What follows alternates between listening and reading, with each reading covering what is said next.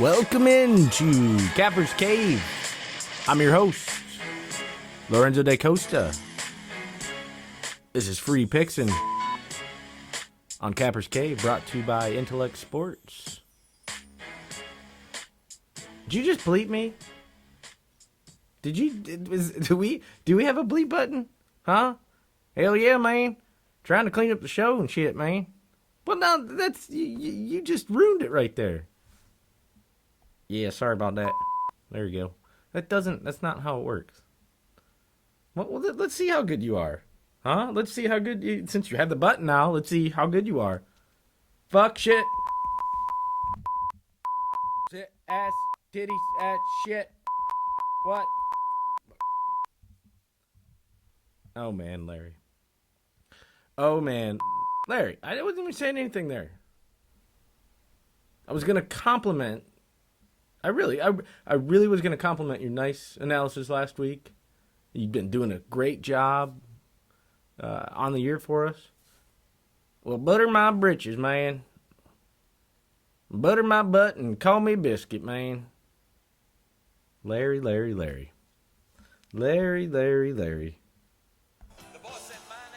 That's Locksmith Larry, if you're a first-time listener. Larry the Locksmith, whichever you prefer. Let's dig in. We killed it last week in college. I'm 4-2. Pro, not so well. Win, push, and a loss. We didn't have many picks. Didn't like that much out there. But again, it kind of played that way. So many close games. But we'll get into that. Mountain West, Big Ten, finally have a week in the books. But it's looking grim. Graham Mertz, his quarterback, Wisconsin, it killed us on Friday with our Illinois pick. This guy's sick. As in good, but also as in he has COVID. Oh, man. What? We lost the bet, and it's due to this guy's domination, so I'm not happy about it. No, he was awesome, though. And we'll see if he comes back for the season. The Big Ten rules, they got to stay out like 21 days, but this is already just in. They're postponing it or canceling the game, which we already had a pick on. Thanks. But this is the year we live in. Oh, well. Yeah, more Big Ten. Ohio State right back on track. Nice win. That was a nice win for us. A good bet. They got a scary-looking offense. I think it's safe to say we'll see them in the playoffs. But, yes, this is COVID 2020. And if they miss a game, I don't think they won't have enough games to qualify. And also, Michigan's looking tough this year. And now Ohio State has Penn State this week. Michigan State obviously rebuilding with their loss to Rutgers. I don't know what that was, but again, they are. But we might have a play on against in the Michigan game. We'll see. Indiana wins a close one to Penn State. This Penix guy, QB, Indiana, real deal, man. Yeah, man, he's a dual threat, pro style, man. It's coming of age. These boys are getting better, man. It's like he's a Tampa boy too. I like him. Yeah, and also speaking of down that way, our Carolina teams keep covering. We keep talking about them every week. The Charlotte team and Coastal Carolina, which we'll keep playing in small units. Well, on Charlotte, not Coastal Carolina this week because again they just reached in the top 20. Yeah, top 20. That's huge. Coastal Carolina. I mean, they've already matched win totals from each of the past two seasons. Have their most consecutive victories in the same season in the program's brief football bowl subdivision history, right? This is the first time they won more than 2 league games in their 4 seasons in the Sun Belt. I'm telling you, love this team, love the coach. But now they do face a pretty good Georgia State team that likes to cover in 3-1 ATS. The chance might be without their quarterback. I mean, public loves Coastal Carolina right now. The market's starting to catch back up to them. But I think this is a good week to go against them. This is a tough spot for a team, new head coach. Now they're in the spotlight. Listen, I love going against teams that jump into the top 25. I really do. But this is not on our board. Just a little bit of information for you. Maybe a small lean on Georgia State here. Again, keep an eye on that quarterback for the chance. Liberty Bibberty. We're going to say it every week, too. These small market teams are making us money. But man, I hate that guy and hate that commercial, but we're not going to get into that again. Every show, we're going to talk about them. We have to give a shout out to these Flames. They're crushing it. SU and ATS, love them. Won again with them. No game this week. They play Virginia Tech and then NC State to finish up. So we'll see if they're any good against these, going up against the big conferences. I mean, we think so. More news, recap. Bama still rolling, and we'll keep riding. Notre Dame continuing to be a quiet, formidable force right now. Routed a decent Pitt team. And keep an eye on them. We do have this in as a special little note here before we get to the NFL. Talk just a little recap, and we'll get into the picks. I want to share this with you. This is from one of our listeners. They sent this in, right? And just before I do, this is completely, absolutely inexcusable, unlawful, but it happens. And buyer beware. Okay, so this guy, he sent me a bet card, right? And a screenshot of a 7-game teaser. Now, after thinking that he won it, he went to check in his book, and his money wasn't in there. He does an online book. We'll get to that. And they changed every single match on that 7-game, except for one, but every single one of them changed by 0.5, not in his favor.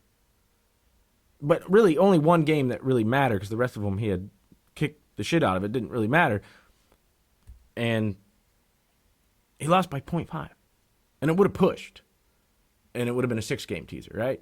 I mean, this is completely horseshit. And we need to expose them. The company's MVPBet.com, formerly Oddsmakers, which, first warning sign, why the sudden change? Well, probably because of their shitty ways, so warning, don't use this book. I mean, are we going to have more of this? With betting becoming legal in most states? I mean, not sure. I would like to think more people will use offshore, probably to hide the taxes. But the trust thing becomes an issue, right? We know American books will have to pay and be lawful. And really, the only power we have for the offshore books is the same power they have. The interwebs. Yes, online, we blog, we post, we let as many people know. That's the best we can do. You're not going to get in the lawsuit about that. Not unless you have millions of dollars and think you can win a court offshore or what have you, but you might find yourself, that your state doesn't allow betting, but it is federally. So I don't know. There's a lot of gray areas. I don't get into that too much, but either way, it's shitty. And thanks for sending that in. And maybe we get it out to our listeners. If you are using those books, beware. Buyer beware. Yeah, the NFL. Let's move on to a few things. Lots to talk about last week. So many good games. Going down to the wire. Pitt, Tennessee. Well, it shouldn't have, but it looked like it was going to be an ass whooping. But great game. Our app did have that game. We had Pittsburgh money line. So again, talk the app. We didn't even mention it. The Capper's Cave app. Get it. It's a few bucks. You get all of our picks. Besides what's on this show, you get 6 major sports. You get picks all the time. Just somewhere else to get quick research. Let's see. The Brownies secure another. I'm not sure how great it is to say that you beat Cincy in a slim margin. Burrow, man, I'm telling you, Burrow. Yeah, I know, Larry. You talk about it every week. I hear it every week. He's good, and he will be. But this team isn't. And Baker had a nice day. Yes, he had a nice second half. Now he loses Beckham, which we think is a good thing. We might have some action with them coming up. We'll see. Hot Atlanta. Yeah, that was a hot one. Get it out, Atlanta. Loses another one at the fourth quarter when they had the lead. And Gurley, if you've seen this, tried just to remember at the last second that, I don't want to score a touchdown. I want to waste some clock. He couldn't stay in. He had too much momentum going. It was priceless. Priceless. Now, short week against the Panthers tonight. Could be tough. Could be tough to turn around. Dallas. What a waste of space. What we even talk about this? I know we bring it up every week, but a great bet against. Probably we should bet against them every week. I mean, really, yeah, they deserve another one. And poor McCarthy. Is he done now? Probably not. But let's just blame old Jerry Jones. Let's just blame him and just messing up this team, just completely messing it up. Tampa Bay gets a new receiver in town, in Tom Brady's town. Have you heard? I'm sure you have. We won't discuss it too much, but Brown to the Bucks. We'll just play it out. We'll see what happens. Yes, it will make them better, but for how long, we'll see. And how many games, we'll see. But if he's in, and if he's in it to win it, he's going to be a force to be reckoned with. All right, I think it's that time, Larry. I think it's that time what everybody came here for, to get some fucking picks. Huh? Yeah, you didn't get me on that one, did you? You missed again, Larry. You can't bring that on and not know when I'm going to say something. I know, it's going to be tough. Nope, I wasn't going to there. Let's start it off, though. Minnesota at Maryland. We're going to go to the Big Ten. Maryland getting 19.5 points at home. The odds makers can't get this game right. Last four, they had an ATS margin average of 25 points. Minnesota crushed them last year, 52-10. Under 3 TDs seems pretty generous. Maryland coming off this game where they put up 3 points against a Northwestern team. 43-3. 64 yards on the ground, 143 passing. Get this, 154 return yards, which basically led to their only points, and yet they still couldn't score a touchdown. This is nothing new for this team. They haven't scored over 16 points since week 5 last year. In fact, only 3 games last year did they put up over 17 points.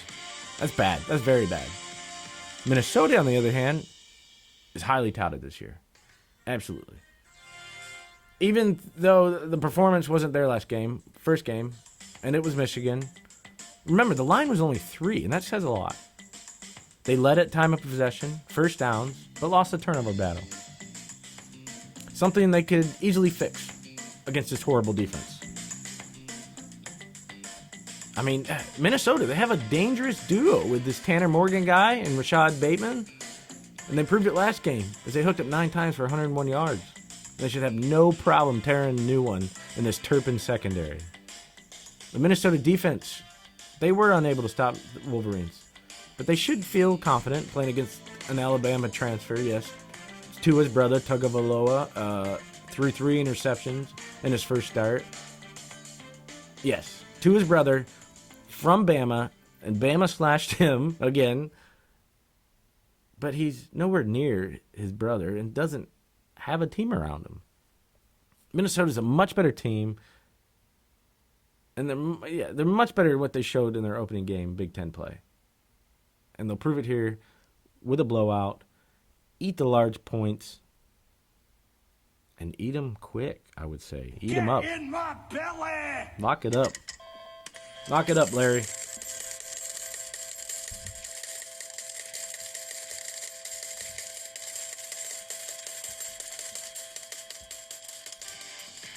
Let's move on. Going to go to a Friday night game. Yes, Hawaii. Hawaii at Wyoming. Hawaii sitting -1. Listen, this Hawaii team coming off a nice season. They went bowling and beat BYU last year. Now off a nice win at Fresno State. I mean, this team is on the rise. New coach, but he's not new to football. Graham, he comes there with 12 years of head coaching experience at the FBS level. Most recently with Arizona State, where he led the Sun Devils to 5 bowl appearances in 6 years. I mean, his overall record is like 95-61. That's pretty good. He had stops at Rice, Tulsa, Pittsburgh, all head coaching. And in 12 years, 10 of his teams, they appeared in bowl games. 4 won conference divisional titles, 3 finished the season nationally ranked. He earned 2 conferences Coach of the Year awards with Rice and ASU. His Tulsa's team led the nation in total offense in consecutive years. I mean, this guy is a good coach. I mean, 12 of Graham's assistants now went on to head coaching positions. Florida State, Auburn, Gus. Yeah, all these, the list goes on.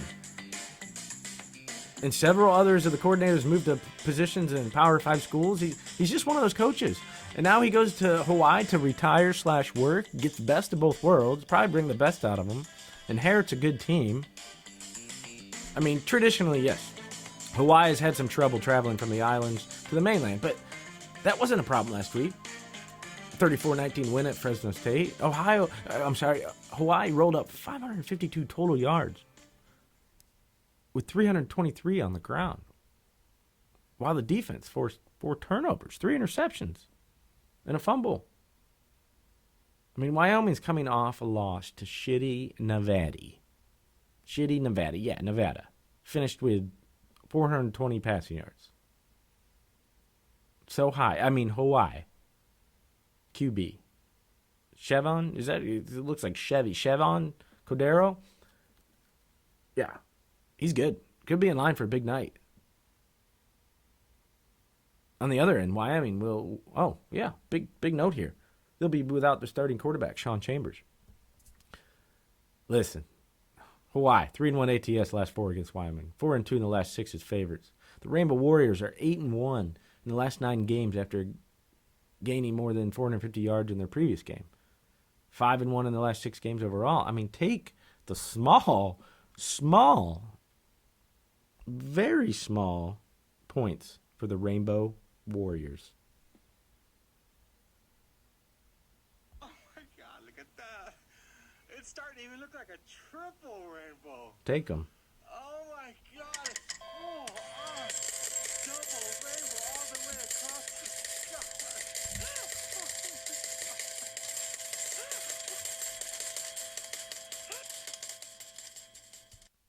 That was weak, man. That was weak. What do we got next? Some more Big Ten action. Let's get to it. Michigan State Spartans at Michigan Wolverines, minus 24.5 at home. Sneaky spot here to catch a big underdog here. No research here. All I can say is Lombardi. That's it. That's the QB for Michigan State. Based on that, I'm going to raise the units and bet the farm. Love it. Wait, let me say the full name. Rocky Lombardi. This guy's a champion. Rocky Lombardi. Champion. Good things to take from their loss to Rutgers, though. Yeah, Rutgers.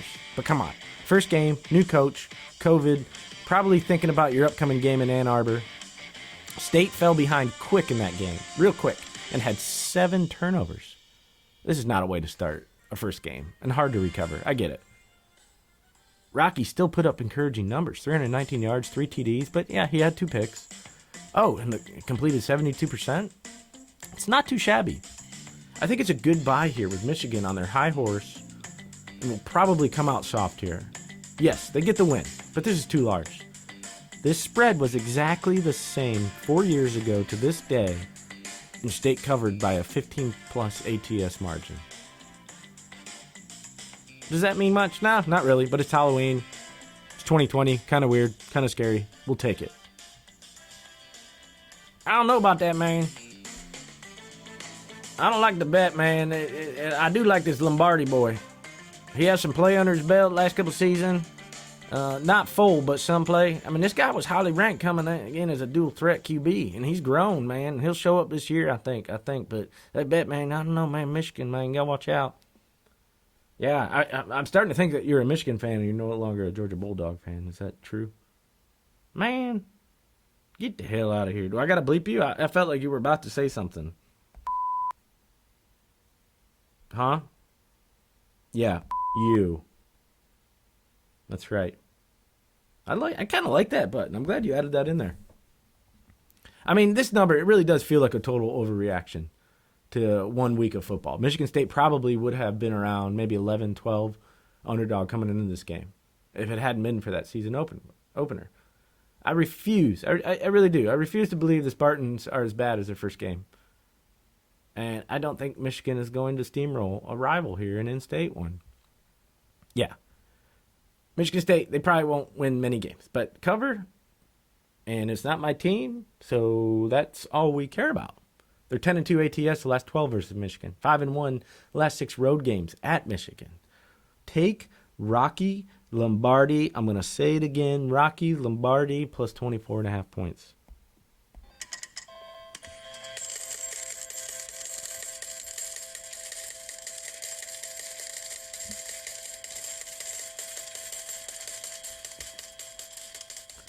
We got some college coming up. I think that was it for our... Or no, we got some more college. Okay. Some NFL.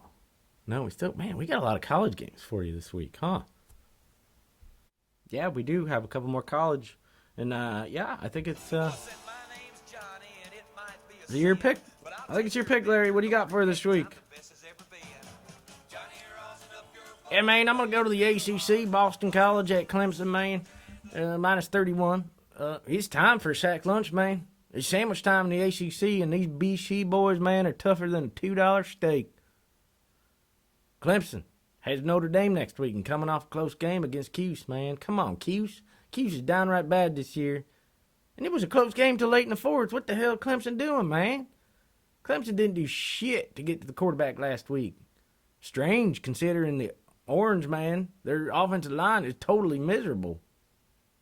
And, man, BC had some trouble with the run, but they got it kicking last week, man. 264 yards on the ground.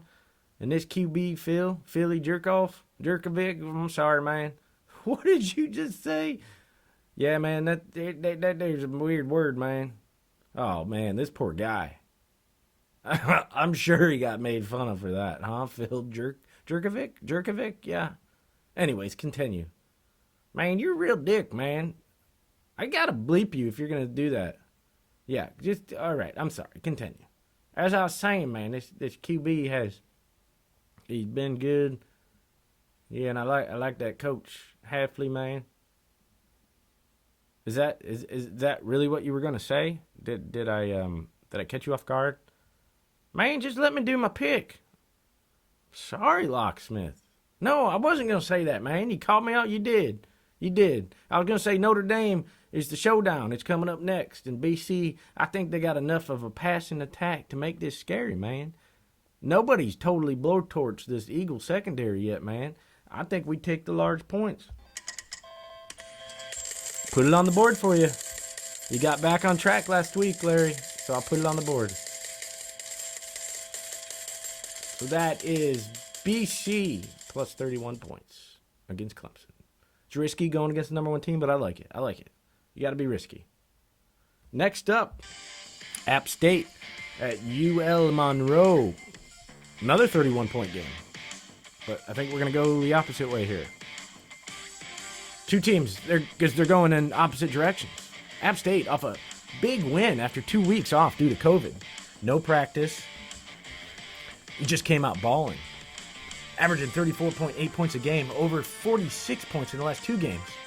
Averaging almost 500 yards a game. Ranked 17th in total yards, 7th in rushing. Solid defense, too. Straight balling. They rank in the top 30 in about every defensive statistical category. Monroe, on the other hand, just ugly. Ugly ATS record, 1-5. Ugly over-under, 1-5, which basically says they can't score. Their offense averages 13.5 a game, and they give up 33 points. That's not a good differential. Can't run, can't pass, and now you play the top 10 team, the top team in the Sun Belt probably over the last several seasons, right? They're not right now, but who might I add, they did stomp their tails last season, 52-7. ULM, they're 0-6 SU.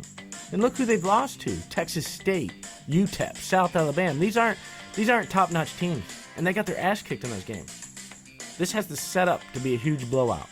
The Mountaineers know they have a tougher division this year, and they can't look past this game, as they've already had one loss, and they can't. They want to take the division, they can't look past it.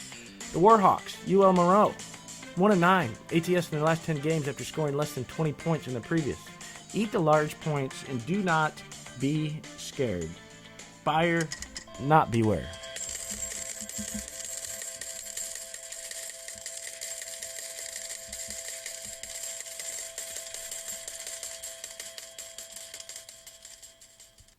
All right, next up, Mississippi State at Alabama. Another minus 31? Is this another minus 31? A lot of 31s out there. Oh, you get it? You picking up what I'm throwing down, Larry? That's scary. These games are on October 31st, Halloween, full moon, 31-point spread. I didn't even realize that we did this. No, but it's a small unit on this play. I mean, just on Bama staying hot.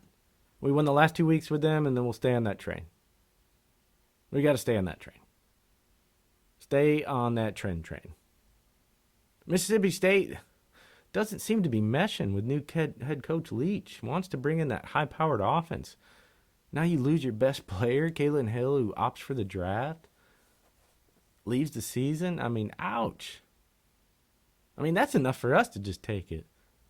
Yeah, man, poor Leach. Bless his pea-picking little heart, man. I thought he'd come in and light a fire up their asses, but they haven't scored shit, man. 14 points last game. 2 against Kentucky.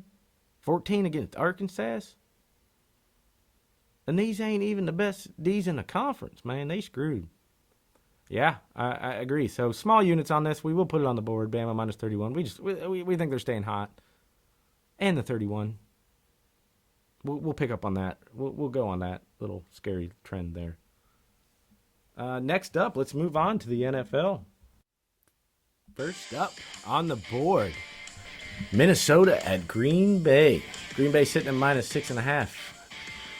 Aaron Rodgers, Devontae Adams were pretty much all the Packers needed in their win at Houston. I mean, Rodgers was 23 for 34, 283 yards, 4 TDs. Adams, 13 passes, 196 yards, 2 touchdowns. I mean, Rodgers, he's third in the NFL with 17 touchdown passes. Packers offensively have been the best in the NFL, averaging 38 points a game. They're second in total yards, fourth in passing, fifth in rushing. And, might I add, they've played without Aaron Jones, a running back. But they really didn't need him in this one. Jones, he does remain questionable with a calf strain. And they might not even need him against Minnesota. So you may see him getting another week of rest heading into the stretch here. I don't know if they will play him, but they might not. I mean, this has been a forgettable season for Minnesota. Kirk Cousins has not lived up to that big contract. You got Diggs gone. Their defense is terrible. And their best offensive player, Dalvin Cook, has missed several games with an injury. He is getting closer to returning. He is questionable for the game. 2 weeks ago, I mean, he might just sit out. I mean, why? If your team keeps playing bad, why are you going to risk injury this year? It's crazy. I mean, 2 weeks ago, they may have hit rock bottom. Yeah, they lose to the lowly Falcons, 40-23, fall to 1-5. I mean, they did have a week to lick their wounds, but the big problems they have, I don't think are fixable. And the biggest problem is their defense. Their defense has been the Vikings' calling card the last few years. They've been consistently been one of the best units in football. But this year they've been awful. They give up 31 points, 26 in the NFL. They also rank near the bottom in passing yards, rushing yards, and total yards against. I mean, their offense is potent, especially with Cook in the lineup. But Cousins, he's been a turnover machine this year, too. He threw 3 picks against Atlanta. His team is a mess right now. His team is a mess, and it'll take him more than a week to prepare for Aaron and the boys. Vikings, 7-15 ATS versus a team with a winning record. 5-11 in the last 16. 1-5 in the last 6 games on grass. The Packers, on the other hand, 4-0 in their last 4 games as a home favorite. 5-1 in their last 6 games overall. 4-1 in the last 5 games after picking up 250 yards passing in the previous game. 7-3 ATS in the last 11 after following a straight-up win of more than 14 points. I mean, these guys got the trends. Got the guy at QB. Packers, minus 6.5.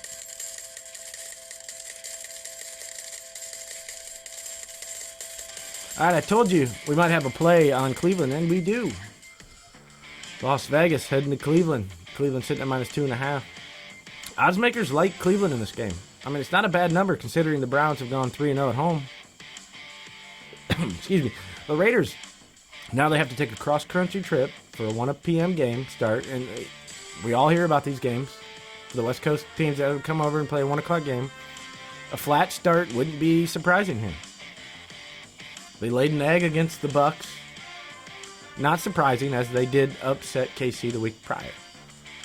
I mean, one of the biggest problems for the Raiders last week's loss is they couldn't find a running game. 24 times for 76 yards. Big difference from 35 carries to 144 against the Chiefs. So they went with that avenue, and it didn't really work. Also, the defense is crap. They ranked 31st in points, 32.8 per game. They give up 119 rushing yards, and now they go up against the run game of Cleveland? Yeah. Gonna be trouble. Carr has played, he has played pretty consistent. I'll give him that. And he'll probably play good here, knowing how well Burrow ripped them apart. Almost won. But again, big butt here. Big butt. Because we think Burrow is better than Carr. Not now, maybe, but will be. And will be in this matchup. I mean, Carr doesn't have the run ability or the vision Burrow does. And he's going to need that against the league sack leader in Garrett. And an offensive line that is not full strength. Keep an eye on, though. Carr, though. He has been on and off the injury list, so we don't know what's going on here with an undisclosed injury. Same with Mariota. So I don't know if there's something with the COVID, with the O-line having it, and came in contact with them. So not sure. They might not have a quarterback. Or maybe this game doesn't play. Not sure. But if so, and they do play, it might play into our bet if Carr can't suit up. I mean, Mariota is very capable, and I know Gruden's trying to push to get him in probably at one point. But you really can't right now. They beat KC. You got to stick with your guy, you know. But if he can't go, be careful. Because sometimes when these type of players get a second chance, you know, we worry. But Baker Mayfield, he bounced back last week. Going, 22 for his next 25 with 5 TDs? I mean, that's pretty remarkable. And they win 37. I mean, it was still a close game. You know, had a game-winning drive. He showed a lot. And that was without Odell. I mean, by the numbers, Baker's numbers are way better, and the team's is way better in his absence. Role players like Harrison Bryant, 2 TDs, Donovan game-winning 24-yard TD with 11 seconds left. You're just getting a glimpse, maybe, here. Just a glimpse of Cleveland's depth at that position. I mean, take the Browns to move on without Beckham.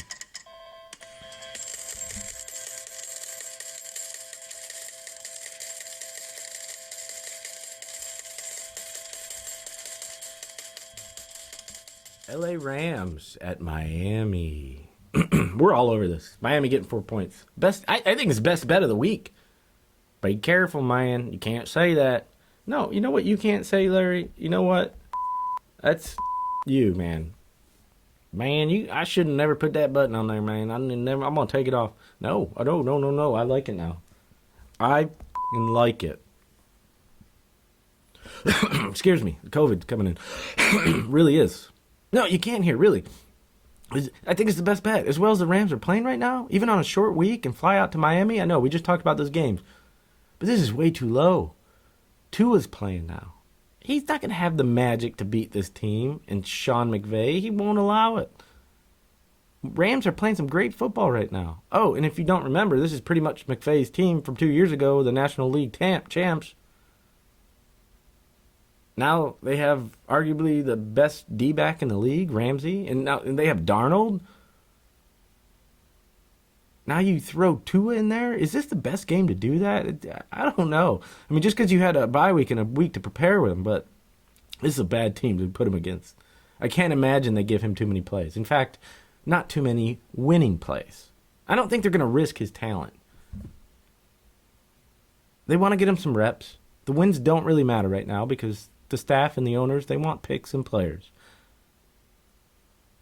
Expect the Fitz magic. Yes. He'll throw some magic. Throw some of his Fitz magic dust on the Rams. Take the Rams, -4. Yeah, man, I still feel bad for Fitzpatrick. But they're already talking. There's rumors. Dallas, maybe. That would be pretty crazy. They need something. They need something to pick him up, and Fitzy's playing good this year. But they only got a few more days before the changing of the guards. Right? I think it's November 4th. Is that when? Or November 3rd? Election day? I don't know. It's coming up, though, so the trade deadline, they got to get something in. I don't know if they'll do anything. They might just kill the year. Maybe they say screw Dak. Don't want to pay him. Go after Burrow. I don't know. I think New York's trying to do that. Next up on the board, New Orleans and Chicago. Chicago getting 4.5. I think the Bears, excuse me, I don't know what happened there. I think they're finally playing as we predicted. Actually, they've been playing like we thought. Just the record doesn't match and soon will. Saints, they enter this game on a 3-game winning streak after defeating division rival Panthers at home last week. They didn't cover, but their offense was solid, and they scored in every quarter and recording 415 total yards in offense. New Orleans offensive line has been one of the best in the entire league this season, just allowing 1.3 sacks. And one of those sacks was, they got one last week. It's tied for the 4th fewest in the NFL. Chicago, on the other hand, they need their offense to wake up. But it probably won't, as they've had this problem all year, and just getting by with that good defense is what they've done. I mean, that'll work with most subpar teams, but not the Saints. Saints are averaging 30 points a game, while Chicago's averaging 19.7 points per game. Both teams have questionable injuries on the wide receiver position. Thomas, Sanders for for the Saints, and then Callaway for Chicago. Callaway for the Saints. And then for Chicago, Patterson and Robertson. But really, the QB makes the wide receivers, and I'll place my bets with the better of the two, whether they're in or not. Even if both players are out for Saints and both are in for Chicago, I'm still taking the Saints. Saints are 6-0 ATS in the last 7 games in Week 8. 5-0 SU and ATS the last 5 against Chicago. Bears 2-8 in the last 10 games, following a straight-up loss. Take the faves. Take the away faves in this one. I think that's about it for our picks. We'll take a peek at a few games here before we let you go. Dallas at Philly. What a shitstorm. We just talked about QB rookie DiNucci. Yeah. They're putting him in. I mean, put everything you have on Philly. No, I'm kidding. The way Philly is playing, they could lose this game. San Fran, Seattle. Seattle -3. Not sure what to take of this. San Fran has been playing better, and Seattle rarely loses 2 straight. You ever noticed how positive that duo is, Russell Wilson and Pete Carroll? They're just positive. They're so freaking positive. I mean, their kicker could get hit by a truck, just random, right? Man, why the kicker, man? I know, bad example. But they'd probably be like, it's okay, we'll be good. They are. Watch their interviews. They're so positive. No negativity there. Great combo. They really are. They'll go down in history. This is one of the greatest duos behind, Belichick, Brady. I guarantee. KC -19.5. The odds makers just can't put that 2-0 on there. It's so tough for them to do. They can't put it on there. They can't. But it could go up there. Maybe 21. Rare numbers, man. Jets could be laying down. But did you hear old Goldilocks down in Clemson, Trevor Lawrence? Now he's saying he might play another year, purely based on the team he might end up on. Now, he didn't say that, but we all know that. That's harsh, man. That is harsh. That he doesn't even want to go to the Jets. He's going to sit and wait. He might stay and see what happens with the season. That'd be the smart thing to do. Yeah, nobody wants to go to the Jets. That's it, man. I'm your host, Lorenzo Da Costa, with guest Larry the Locksmith. Thanks for coming in, Larry. Remember, check us out on Twitter. Check us out on our app. Get the app. Get more picks. Get it all. Good luck. We're out.